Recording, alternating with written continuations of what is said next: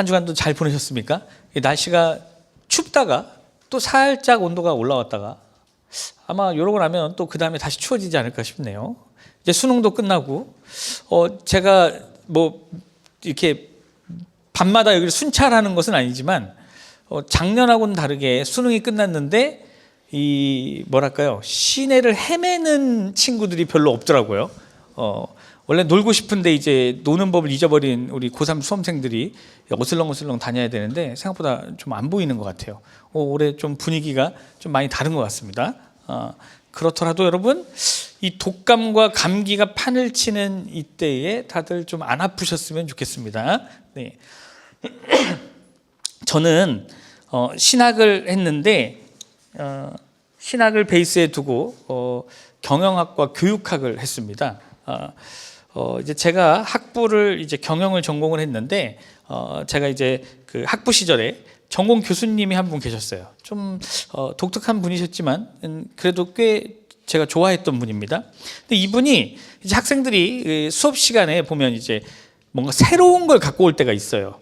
뭐 핸드폰을 바꾼다거나 이제 뭐 이렇게 아이패드를 바꾼다거나 뭐 노트북을 바꿔 온다거나 아니면 뭐 옷을 예쁜 걸 산다거나 가방을 바꾼다거나. 근데 보통 그때는 몰랐는데 제가 지금 돼 보니까 선생님들은 대체적으로 다 알더라고요. 누가 어디에 앉는지. 보통 거의 정해져 있어요. 그 교수님들도 다 아는 것 같아요. 그래서 누가 뭐가 바뀐 거를 보통 아시더라고요. 이제 그때는 어떻게 알지 했는데 제가 지금 보니까 충분히 다 알겠더라고요. 근데 그때 그 교수님이 뭔가를 바꿔오는 사람한테 항상 하시던 말씀이 있습니다. 뭐라 그러냐면, 너무나 사고 싶은 물건이 있으면 사기 전에 딱 한 번만 무조건 생각해봐라. 너네는 경영 배우는 친구들이 아니냐. 그러니까 딱 한 번만 생각해봐라. 왜 나는 생산하지 못하고 늘 소비만 하는가? 항상 생각해보라 그랬어요. 근데 이게 저한테 너무 강렬하게 남았습니다. 그래서 지금도 이 말이 계속 생각이 나요. 그래서 저는 제 거를 뭔가를 살 때 쉽게 못 삽니다. 항상 담아놓고 버리고 다시 담아놓고 버리고 몇 번을 반복하고 고민하고 결국에 보통 안 사요. 근데 이 교수님 말씀이 이때 저한테 되게 큰 울림이 있었던 것 같아요. 그러니까 이 교수님 말씀처럼 누군가가 돈을 썼다면 누군가는 돈을 버는 사람이 항상 존재하는 거죠. 여러분 주로 어느 쪽이세요? 벌어요, 써요? 근데 어떻게 하고 싶어요? 쓰는 쪽에 별로 안 가고 싶죠. 그러니까 써도 더 많이 벌면서 쓰고 싶죠. 예. 근데 이게 되게 희한한, 재밌는 게요. 이러한 구조, 버는 사람이 있으면 쓰는 사람이 있고 쓰는 사람이 있으면 버는 사람이 있는 이런 구조가요, 세상에 굉장히 많이 나타납니다. 세상을 보면 항상 이 두 종류의 상반된 사람들이 하나의 현상 안에서 공존하고 있어요. 그래서 이 하나의 똑같은 동일한 공간과 동일한 현상 안에서 서로 등을 지고 양면으로 존재를 합니다. 예를 들어볼까요? 저는 나이가 먹어서 좋은 점이 몇 개 안 되잖아요. 그런데 그 나이가 먹어서 좋은 것 중에 하나가 뭘까요? 방금 들렸어요. 시험을 안 봐요. 부럽지? 예, 시험을 안 보는 게 좋아요. 예, 많은 게 안 좋고 그거 좋아요. 그런데 보면 시험을 내는 사람이 있고 그 시험을 푸는 사람이 있어요. 어느 쪽이고 싶으세요? 내는 사람이고 싶죠. 또 이득을 보는 사람이 있고 손해를 보는 사람이 있어요. 명령을 하는 사람이 있고 실행을 하는 사람이 있어요. 사실 이게 전부 다 하나의 현상 안에서 동일하게 존재하는 사람들이에요. 그런데 보면 서로 양면으로 존재를 해요. 항상. 한번 잘 생각해 보세요, 여러분. 뭐 되게 심각하게, 이게 뭔가 철학적인 얘기는 아닙니다. 좀 편안하게 들으셨으면 좋겠어요. 예. 그런데요, 이러한 이 양면의 구조가 신앙생활에서도 나타난다는 거예요. 섬기는 사람이 있고 섬김을 받으려고만 하는 사람이 있어요. 그렇죠. 또 하나님과 공동체에서 멀어지려고 하는 사람이 있고, 또 어떻게든 끝까지 붙잡으려고 하는 사람이 있어요. 항상 양면으로 존재합니다. 오늘 본문에는 이것과 비슷한 두 종류의 사람이 등장을 해요. 이렇게 양면 같은 사람. 그 얘기했죠. 이 양면이 하나의 공간과 현상 안에서 일어난다고. 그러니까 분명히 같이 있거든요. 그런데 양면이에요. 자, 어떤 사람이냐? 오늘 등장하는 두 사람은요, 두 부류의 사람은, 하나는 하나님께 버려진 사람들이에요. 정확하게 하면 버려지는 사람들이에요. 버려지는 사람들. 그리고 또 다른 하나는 그 사람을 어떻게든 다시 붙잡고 살리는 사람입니다. 자, 어떤 이야기인지 한번 봅시다. 먼저 하나님께 버려지는 사람들이에요. 출애굽기 20장에서 보면요, 이제 모세가 이스라엘 백성들을 이제 홍해를 건너서 광야로 데리고 나옵니다. 광야로 데리고 나와요. 이때 이제 하나님께서 모세에게, 모세야, 이제 잠깐 너 시내산이라는 곳으로 좀 올라와 볼래? 하고 부르세요. 그래서 모세가 시내산으로 올라갑니다. 그 시내산이라는 곳에서 모세가 출애굽기 20장에 하나님께 그 유명한 10계명 돌판을 받습니다. 하나님이 직접 기록하신. 그리고 출애굽기 20장부터 시작해서 출애굽기 31장까지 굉장히 긴 장수죠. 이 11장에 걸쳐서 이스라엘 백성들이 지켜야 할 굉장히 세부적인 율법들과 성막, 하나님이 만나는 그 성막을 어떻게 지어야 되고 어떤 소재로 지어야 되고 하는 걸, 어떤 길이와 크기로 지어야 되는지 굉장히 세세하게 하나님께서 가르쳐 주세요. 며칠 동안 가르쳐 주시냐면 총 40일 동안 가르쳐 주세요. 그러니까 무슨 얘기냐면 모세가 이스라엘 백성들을 놔두고 시내 산이라는 곳에 올라가서 40일을 떨어져 있었다는 얘기예요. 40일을. 자, 그런데 모세가 하나님 만난다고 이제 시내 산이라는 곳에 올라간 지 40일 정도가 지나니까 이스라엘 백성들 가운데에서 동요하는 사람들이 나타나기 시작을 해요. 마음이 막 움직이는 사람들. 그러더니 그 사람들이 이 대제사장 아론을 찾아와서 이렇게 얘기를 합니다. 그게 출애굽기 32장 1절이에요. 혹시 성경을 보실 수 있는 분은 한번 보세요. 오늘 32장 가지고 얘기하니까. 출애굽기 32장 1절에 이렇게 나옵니다. 백성이 모세가 산에서 내려옴이 더딤을 보고 모여 백성이 아론에게 이르러 말하되 일어나라, 우리를 위하여 우리를 인도할 신을 만들라. 이 모세 곧 우리를 애굽 땅에서 인도하여 낸 사람은 어찌 되었는지 알지 못함이니라 라고 얘기해요. 근데 여러분 지금 사실 잘 생각해 보면요, 지금 이스라엘 백성들이 40일 동안 모세가 안 보였다라고 해서 어떤 사람들은 또 그렇게 얘기해요. 아니 모세가 40일이나 안 보이니까 마음이 불안하니까 그런 거 아닙니까? 모세가 하나님하고 그렇게 40일 동안 둘이서 안 떨어졌으면 됐죠 라고 하는데, 여러분 이 말은 틀려요. 왜 그러냐면 모세가 없는 40일 동안 이 사람들은 뭘 먹었을까요? 만나와 메추라기를 먹었어요. 매일 하나님이 주시는 거. 그리고 이 사람들이 그 캠프를 치고 있는 그곳은 낮에는 구름 기둥이 있고 밤에는 불 기둥이 지켜주는 곳이에요. 그러니까 모세가 없어도 하나님의 임재가 있는 곳이란 말이에요. 그곳이. 그런데 마음이 변해요. 그런데 그러면서 지금 이 사람들이 모세를 뭐라고 부르냐면 이 모세라고 불러요. 저랑 친한 형이 김모세라고 있는데 그냥 해본 얘기예요. 자, 이 모세, 이 모세라고 불러요. 성경에서. 그런데 성경에서 이 당시의 문화상 사람 이름 앞에 이 자를 붙이면 하대하는 표현이에요. 그러니까 우리말로 따지면 이놈, 이 녀석 하듯이 하대하는 표현이에요. 그러니까 지금 이스라엘 백성들이요, 모세를 이 모세라고 내리깔아요. 게다가 모세한테 뭐라고 부르냐면요, 우리를 인도하여 냈던 모세라고 그래요. 근데 여러분, 다른 사람들은 몰라도 이스라엘 백성들은 모세를 이렇게 이해하면 안 돼요. 왜? 이 사람들은요, 얼마 전까지 자기들의 눈으로 애굽에 내린 7가지의 재앙을 봤어요. 자기들 눈으로 애굽의 군대가 쫓아올 때에 홍해 바다가 갈라졌다가 애굽의 군대를 삼키는 걸 봤어요. 이 사람들은 그걸 봤어요, 자기들 눈으로. 그러면 이 사람들을 인도해낸 건 모세예요, 하나님이에요? 하나님이에요. 이 사람들도 알아요. 하나님인 걸 알아요. 그런데 모세가 인도해냈다라고 지금 얘기를 해요. 무슨 얘기예요? 신앙의 중심이 흔들렸어요.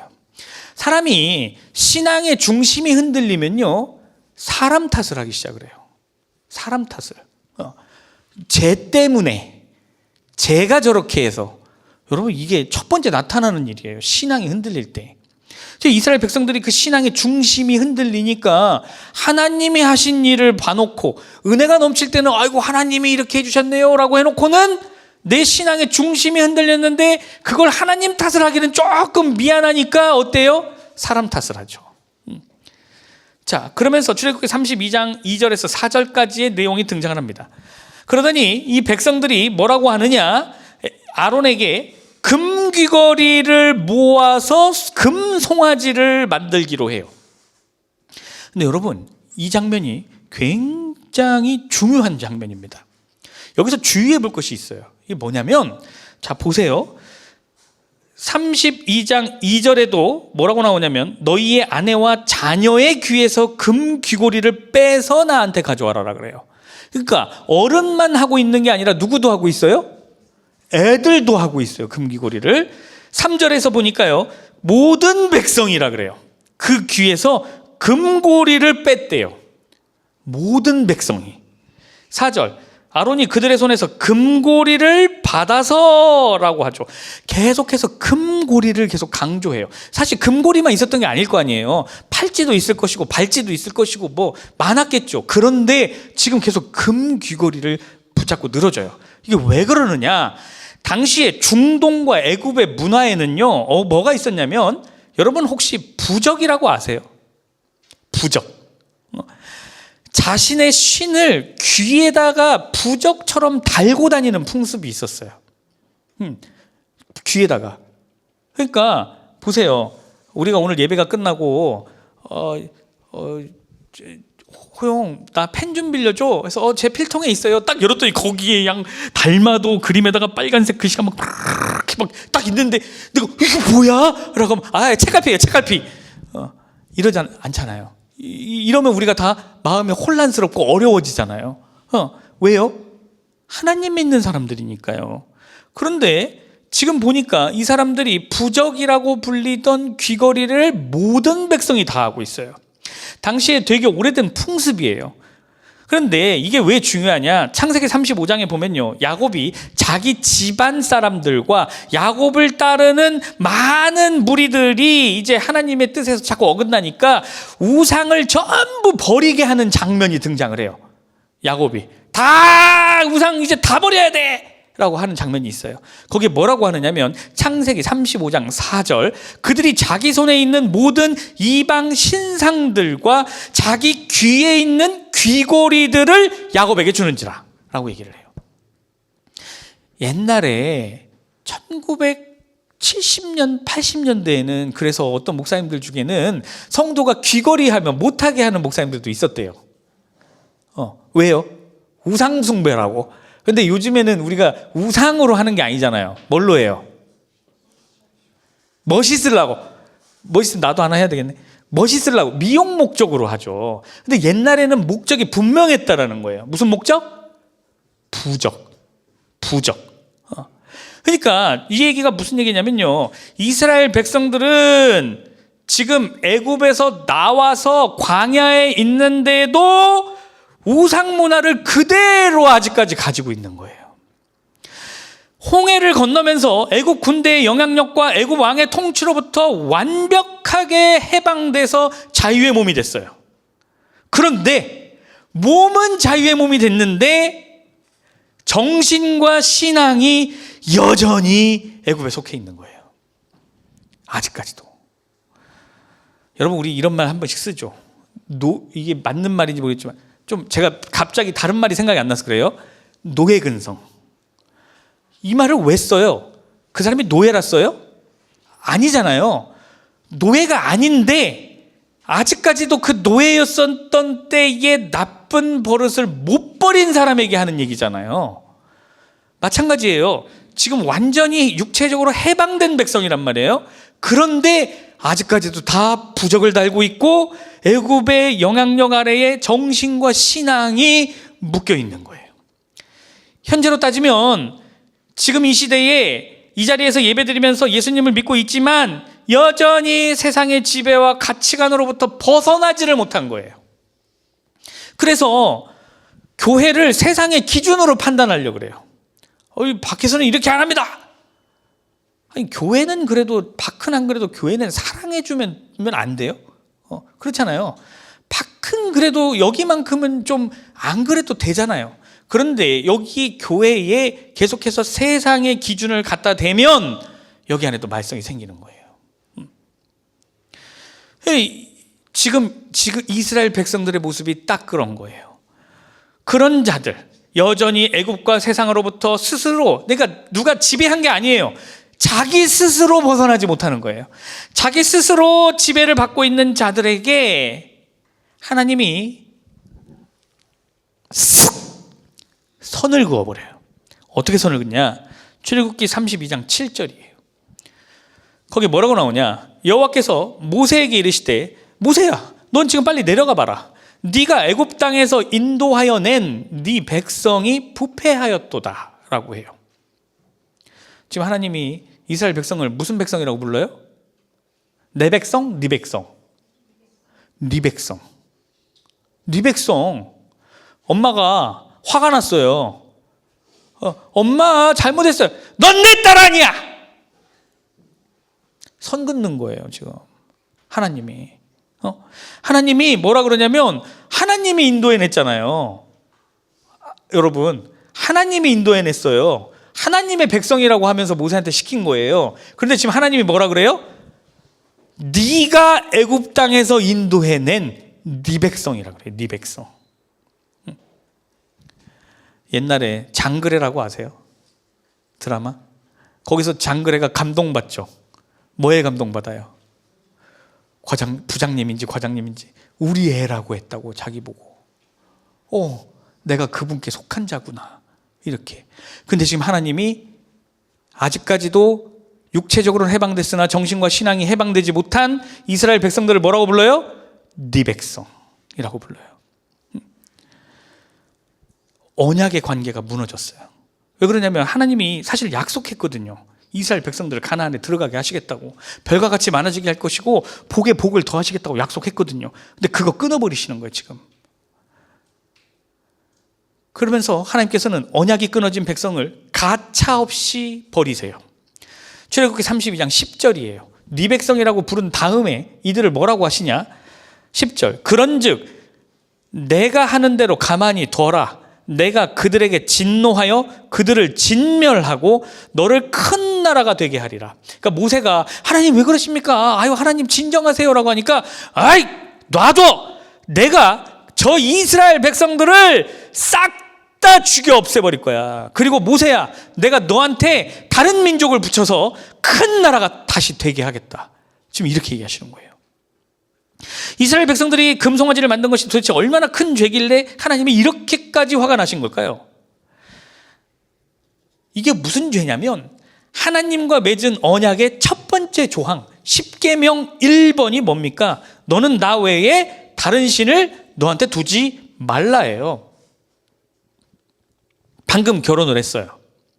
방금 결혼을 해서 이제 아내 되신 분이 이제 빨리 가서 이제 우리 남편이랑 맛있는 거 먹어야지라고 해서 집 문을 딱 열었는데 웬 여자가 같이 있어요. 누구야? 여보 왔어. 내 전 여친이야. 이게 용서가 돼요? 용서하실 수 있는 분. 저는 마음이 넓어서 괜찮습니다. 저도 전 남친 데려오면 됩니다. 이러면 안 되죠. 지금 하나님이 얘기하시는 게 요거보다도 더 큰 거예요. 이거 어떻게 용서합니까? 그래서 하나님께서는 이스라엘을 버리기로 작정하신 거예요. 그런데 여기서 주목할 게 있습니다. 뭐냐면 하나님께서 모세에게 내가 그들을 진멸하고 너를 큰 나라가 되게 하리라 라고 하셨는데, 이것은 그냥 단순히 화만 내시는 게 아니에요. 하나님은 되게 다차원적으로 일하신다 그랬잖아요. 여기서 나를 위한 게 저쪽에서 다른 애를 위한 거고, 여기서 나를 위한 게 저쪽에서 다른 애를 벌하시는 거라고. 그러니까 지금 하나님께서 이스라엘에게 진노하시면서 한편으로는 모세를 시험하시는 얘기예요. 그러니까 하나님이 쟤는 버리고 나는 안 버렸다, 아싸 나는 살았네, 이렇게 하고 좋아할 일이 아니라는 거예요. 하나님이 모세를 시험하시는데 뭐냐면, 모세가 과연 그 백성을 버리고 자기만의 영광을 택할지, 아니면 백성을 위해서 뭔가를 할지 지금 시험하시는 거예요. 이게 무슨 장면하고 똑같은 장면이냐면요, 하나님께서 아브라함에게 이삭을 죽이라고 하셨어요. 바치라고 하셨을 때의 장면하고 똑같은 거예요. 아브라함을 시험하시고 이삭을 시험하시는 장면하고 똑같아요. 자, 그러면 이제 진짜 하나님의 의도는 다른 데 있다라는 거죠. 자, 그러면 이제 이스라엘 백성들 입장에서는 이렇게 생각할 수도 있겠죠. 하나님이 나를 버렸네? 오케이, 괜찮아. 난 지금까지 혼자서 잘해온 것 같아. 뭐 편하고 좋지 뭐. 그냥 좀 내 맘대로 살아도 되니까. 이렇게 생각한다면 어떻게 될까요? 그 윌 벤저스라고 아세요? 그 윌리엄하고 벤틀리. 보니까 이 벤틀리는 진짜 제가 볼 땐 얘는 정말 아주 그 재밌는 친구더라고요. 근데 이 두 녀석이, 설교 중이라 제가 치마말을 못하겠어요. 이 두 녀석이 이제 엄마 아빠가 없었으면 좋겠어. 우리 집엔 규칙이 너무 많아. 엄마 아빠 없이 우리 마음대로 있었으면 좋겠어 라고 해요. 그래서 엄마 아빠가 얘 친구 두 명이 눈 뜨기 전에 이제 집에서 사라지십니다. 그래서 이 두 녀석이 이제 둘만 있어요. 그랬더니 이제 막 둘이서 이제 정해진 게 있으니까 학교도 가야 되고. 근데 이제 윌리엄이 야, 엄마 아빠 없어, 학교 가게 준비해 라고 했더니 벤틀리가 학교 가지 말자, 엄마 없으니까, 막 이렇게 해요. 집을 진짜 말 그대로 쑥대밭을 만들어요. 친구를 4명인가 5명을 데려와서, 한번 유튜브 영상 있으니까 한번 찾아보세요. 그래서 막 쑥대밭을 만들어요. 자기들 마음대로 살아요. 자기들 마음대로 살면 좋을 거라고 생각했겠죠. 그래서 열심히 마음껏 어질러요. 진짜 말도 안 돼요. 막 침대에서 뛰지 말라는데 막 애들 초등학교 2학년 학생 7명이 막 뛰어요. 침대에서. 엄마 아빠가 영상을 보고 기겁을 합니다. 그런데 이제 하루가 지나고 밤이 돼요. 밤이 되니까 어떤 일이 일어날까요? 울어요. 엄마 보고 싶다고, 아빠 보고 싶다고. 엄마 아빠 없어도 된다 그랬잖아요. 그때 이 두 녀석이 잠들기 전에 뭐라고 하냐면, 나는 엄마 아빠랑 100년 동안 살 거야. 그때 옆에 다른 애가 나는 1000년 동안 살 거야 라고 해요.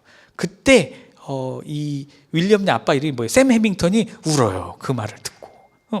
그러니까 우리는, 사람들은 흔히 하나님이 버리면 내 맘대로 사니까 편하고 좋지라고 생각할 수 있는데, 문제는 뭐냐면 버린 걸로 끝나지 않는다는 거예요. 버려지는 순간 어떻게 돼요? 죽어요. 여기가 어디예요? 지금 이 사람들이 있는 데가 광야예요. 하나님이 버리면 뭐가 끊어져요? 이따 아침에 눈 뜨자마자 만나와 메추라기가 끊어져요. 낮엔 구름 기둥이 사라지고 밤엔 불 기둥이 사라져요. 광야에서 살아본 적도 없는 이 사람들이 도대체 어떻게 살아요? 못 살아요. 근데 단순히 하나님이 다 치워버리고 끝내냐? 하나님이 분명히 약속하셨어요. 뭐 하신다고? 진멸하겠다고. 이 사람들은 광야에서 하나님의 은혜 없이는 하루도 살 수가 없는 사람들이에요. 그런데 그걸 몰라요. 자기가 다 할 수 있다고 생각하죠. 그렇다면 하나님께서 제대로 지금 완전히 화가 나셨거든요. 없애겠다고 하니까. 그러면 이 정도로 범죄하고 이 정도로 화가 난 하나님인데 이스라엘 백성들을 이걸 어떻게 해야 될까요? 요때 아까 얘기했던 한 공간 안에 양면으로 존재하는 자, 버려진 이스라엘 백성들의 반대편에 있는 살리는 사람이 등장을 합니다. 그게 누구냐면 모세예요. 그런데 모세라고 해서 이 하나님이 화를 내시는데 이스라엘 백성들을 살릴 방법이 있을까요? 한두 명도 아니고. 자, 이스라엘 백성들을 살릴 수 있는 사람이 있다면, 살릴 수 있는 분이 있다면 그건 누구겠습니까? 어려운가요? 하나님이 뭔가를 결정하셨어요. 그러면 하나님의 결정을 뒤집을 수 있는 분은 누굴까요? 여러분, 하나님이죠. 하나님의 결정을 뒤집을 수 있는 분은 하나님밖에 없어요. 왜냐하면 하나님은 신이시니까요. 그러면 이스라엘 백성들을 살리기 위해서 모세는 누구를 찾아가야 돼요? 하나님을 찾아가야 되죠. 왜? 하나님이 그렇게 결정하신 것을 돌려야 되기 때문에. 그러면 하나님에게 그걸 돌리게 하기 위해서 모세가 할 수 있는 신앙적 행위는 뭐가 있습니까? 기도밖에 없죠. 바로 모세가요, 한 번도 아니고 3번의 중보 기도를 통해서 이스라엘 백성들을 다시 살려요. 자, 여기 이 기도가 중요한 이유가 하나님이 뜻을 돌리시는 데 사용된 기도예요. 모세가 이 3번의 중보 기도를 뭘 가지고 기도하는지를 보면 우리도 똑같이 기도할 수 있어요. 자, 뭔지 봅시다. 모세의 기도 첫 번째, 언약을 붙잡는 기도예요. 출애굽기 32장 11절부터 14절입니다. 여기에 보면 무슨 내용이 나오냐면 13절에 주의 종 아브라함과 이삭과 이스라엘을 기억하소서, 야곱을 기억하는 얘기예요. 주께서 그들을 위하여 주를 가리켜 맹세하여 이르시기를 내가 너희의 자손을 하늘의 별처럼 많게 하고 내가 허락한 이 온 땅을 너희에게 자손에게 주어 영원한 기업이 되게 하리라 하셨나이다 라고 해요. 무슨 말이에요? 하나님이 약속하지 않았습니까? 아브라함과 이삭과 야곱에게 약속하지 않았습니까? 우리를 별처럼 많게 하고 온 땅을 우리한테 줘서 영원한 기업이 되게 하겠다고 하지 않으셨습니까? 약속 지켜주세요. 요거 붙잡고 기도해요. 여러분, 우리도 그럴 때 있잖아요. 뭔가 안 될 때, 아니 약속했잖아요. 약속.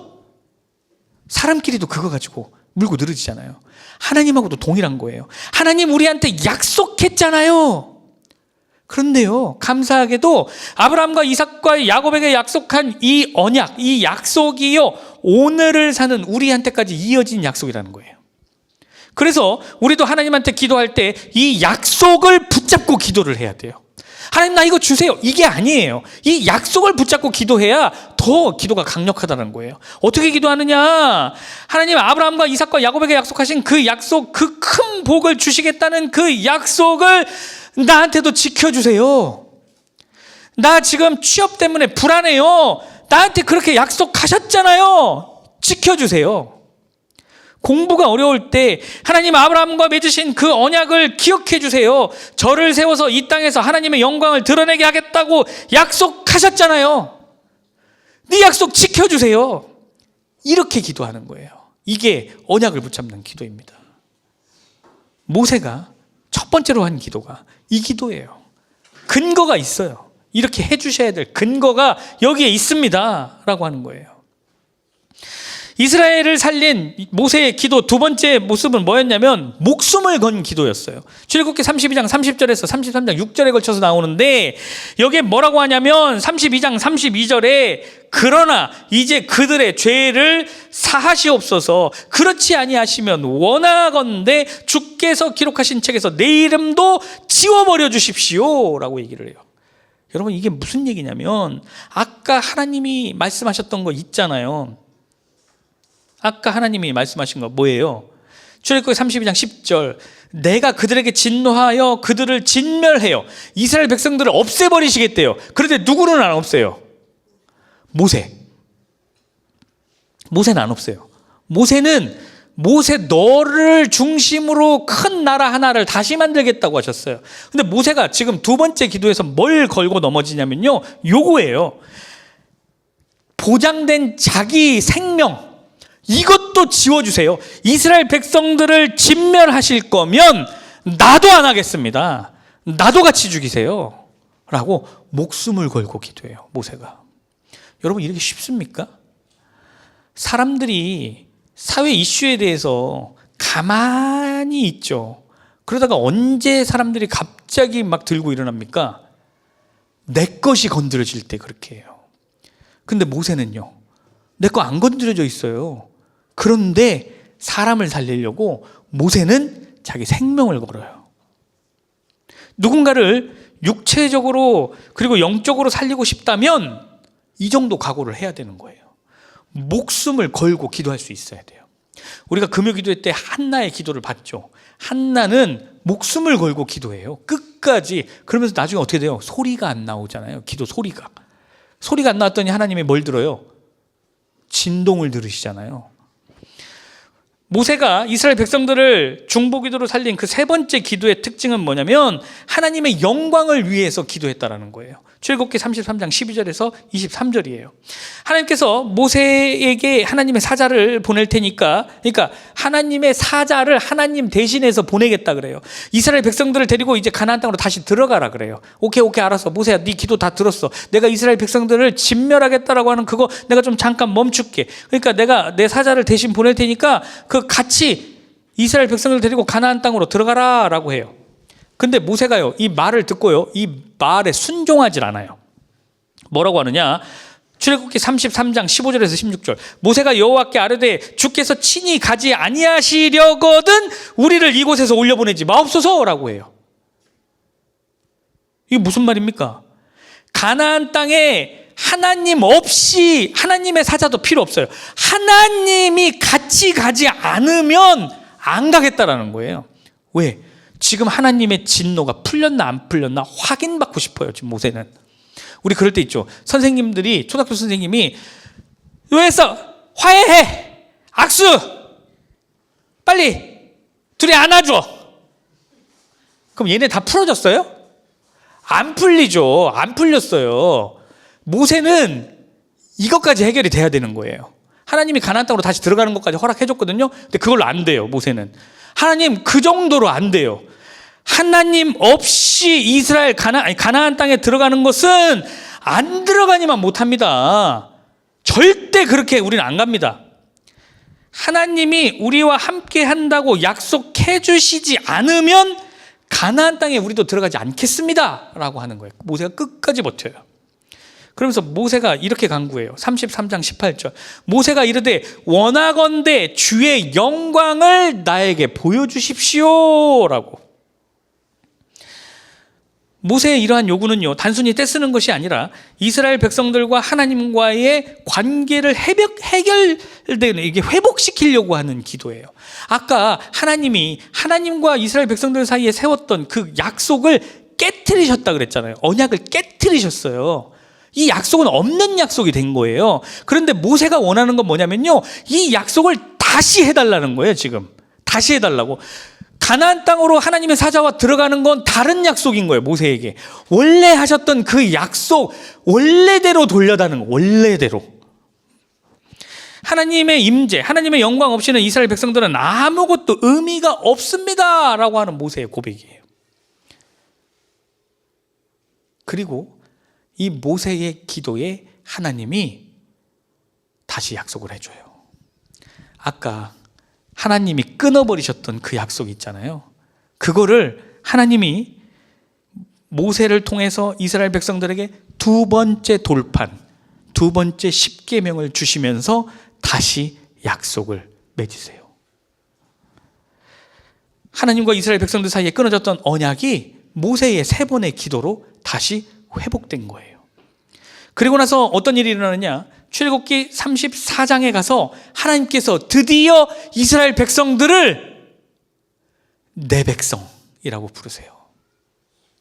아까 32장에서 네 백성, 나는 얘네 몰라 이제 라고 했던 그거를 34장에 가서 드디어 하나님이 언약을 다시 회복시키시고 다시 내 백성이라고 부르세요. 그러면 왜 이스라엘 백성들을 살리기 위해서 모세는 3번이나 기도를 해야 됐을까요? 한 번만 하면 안 됐을까요? 죄가 너무 크니까. 무슨 죄가? 하나님을 외에 다른 것을 섬기는 죄가 이렇게 크니까. 그런데 하나님께 버려져서 죽을 뻔했던 이스라엘 백성들을 이제 모세가 중보 기도로 다시 살렸어요. 놀라운 것은요, 모세가 처음부터 이스라엘 백성들에 대한 연민이 강하거나 모세가 기도에 열심인 사람이 아니었다라는 거예요. 우리가 지금까지 메시지 들으면 나도 누군가를 위해 이렇게 기도를 해야 되는데 나는 기도를 이 정도로 잘하는 사람이 아닌데 어떡하지? 그런데 모세가 기도를 잘하던 사람이 아니에요. 여러분, 성경에 모세가 왕궁에서 40년 살았잖아요. 그리고 왕궁으로부터 도망쳐서 미디안 광야에서 40년 살았어요. 모세의 80년 동안 성경에 모세가 기도하는 장면이 안 나와요. 모세가 기도를 안 했으니까. 그러면 모세는 언제부터 기도했을까요? 언제부터 했을 것 같아요? 80년은 안 했어요. 그럼 언제부터 기도했어요? 이스라엘 백성들을 이끌기 시작할 때부터 했어요. 그럼 이때는 왜 기도했을까요? 자, 여러분들한테 10명을 데리고 어디 가라 그래요. 좀 위험한 곳이에요. 그럼 여러분 기도가 나와요, 안 나와요? 나와요. 모세가 기도 안 하던 사람에서 갑자기 기도하던 사람으로 바뀌었어요. 이유가 뭐예요? 힘드니까 기도가 나와요. 힘드니까. 출애굽기 15장에서 홍해를 건넌 후에 모세의 입에서 처음으로 찬양이 나왔어요. 찬양이. 출애굽기 17장에서 아말렉과의 전투에서 손을 들어서 자기가 기도를 했죠. 그러고 나서 이겼어요. 이렇게 모세는 점점 중보자, 기도하는 사람으로 성장해 왔어요. 모세가 처음부터 그랬던 사람이 아니에요. 우리도 기도가 잘 안 될 때가 있죠. 혹은 기도를 어떻게 해야 되는지 모르는 사람들도 있어요. 그런데 모세도 처음부터 기도하는 사람이 아니었어요. 고난 속에서 훈련된 거예요. 여러분, 기도가요, 낮과 밤 중에 주로 언제 잘 됩니까? 언제 잘 돼요? 낮, 밤. 언제 잘 되세요? 주로 밤에 잘 되죠. 아니요, 저는 새벽에 잘 되는데요. 새벽도 어둑어둑하잖아요. 그런 걸로 해줘요. 주로 기도가 밤에 잘 되죠. 그러면 인생에서 어두울 때는 언제일까요? 고난이 있을 때일까요? 고난이 없을 때일까요? 고난이 있을 때가 어두울 때죠. 그래서 우리는 인생의 어두운 시간, 고난의 시간을 통해서 기도를 배우는 거예요. 이스라엘 백성들과 모세, 요 둘 중에서요, 애굽에서 나오기 전에 하나님을 더 잘 몰랐던 사람은 누굴까요? 애굽에 있을 때 모세와 이스라엘 백성 중에 하나님을 더 잘 몰랐던 사람 누구예요? 모세예요. 모세가 하나님을 더 잘 몰랐어요. 그런데 시작은 모세가 더 잘 몰랐지만 그 시작과 상관없이 다른 결과를 맞이하게 됐죠. 모세는 애굽에서 완전히 해방되어서 하나님께 속한 자가 되었어요. 육체적으로도 정신적으로도 신앙적으로도. 그런데 이스라엘 백성들은 육체적으로는 해방됐는데 정신과 신앙적으로는 아직도 스스로 애굽에 속한 자들이었어요. 그래서 결과가 어떻게 됐습니까? 이스라엘은 하나님으로부터 버려졌어요. 그럼 답은 나오죠. 우리는 어디에 속한 자여야 할까요? 하나님입니까? 세상입니까? 둘 중에 하나는 하나님이 버려요. 어떤 자리에 서겠습니까? 하나님께 버려지는 자들 쪽에 서겠습니까? 아니면 버려지는 자를 살리는 자에 서겠습니까? 버려진 자들을 살릴 수 있는 건 버려진 자들이 아니에요. 지금도 이스라엘은 버려질 때 누가 살렸습니까? 하나님께 속한 자가 살렸죠. 모세가 살렸어요. 버려진 자들을 살릴 수 있는 건 하나님한테 속한 자뿐이에요. 모세의 기도로 이스라엘은 멸망에서 살아났고 역사가 바뀌었습니다. 고난은 우리 인생에 계속 찾아와요. 그렇기에 우리가 늘 깨어서 기도하지 않으면 우리도 금방 고난에 쓸려가 버리고 말아요. 아까 처음 설교를 시작할 때 저 학부 시절 교수님이 하셨다는 말씀 기억하십니까? 왜 나는 생산하지 못하고 늘 소비만 하는가? 여러분의 지금 신앙생활에 비추어서 물어보셔야 돼요. 여러분은 신앙의 소비자로만 살겠습니까? 생산자로 살고 싶습니까? 말이 어려운가요? 쉽게 얘기하면 여러분은 은혜를 받기만 하는 자로 살고 싶습니까? 아니면 신앙적으로 죽어있는 자들을 기도로 살려내는 생명을 생산하는 자로 살고 싶습니까? 하나님이 어느 쪽에다가 더 무게를 두실까요? 답은 정해져 있죠. 당연히 살리는 자죠. 육체만 해방된 것이 아니라 육체와 정신과 신앙이 온전히 해방된 자, 온전히 하나님께 속한 자, 그들이 생명을 생산하는 자입니다. 그러니 이제는 더 이상 세상의 논리와 지배에 속한 자로 살지 않고 하나님께 속하여 기도로 사람을 살려내는 저와 여러분 되기를 주님의 이름으로 축원합니다.